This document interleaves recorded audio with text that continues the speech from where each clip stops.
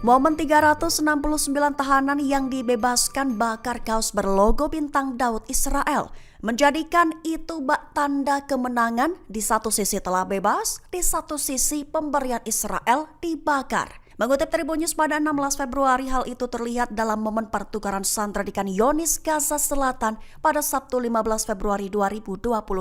Gambar-gambar yang dirilis media Israel sebelum pembebasan menunjukkan para tahanan mengenakan kaos putih bergambar bintang Daud, yaitu logo Lembaga Pemasyarakatan Israel. Kaos tersebut juga tertulis dalam bahasa Arab yang berbunyi, "Kami tidak melupakan dan kami tidak memaafkan." Lantas seusai tiba di Khan Younis, mereka mengibarkan tanda kemenangan kemudian membakar kaos yang dipakainya, menciptakan gumpalan asap hitam yang membumbung tinggi di tengah kerumunan warga yang menyambut mereka. Perlu diketahui beberapa dari mereka memilih mengenakan kaos tersebut terbalik atau di dalam pakaian mereka untuk menutupi pesan-pesan yang dianggap provokatif.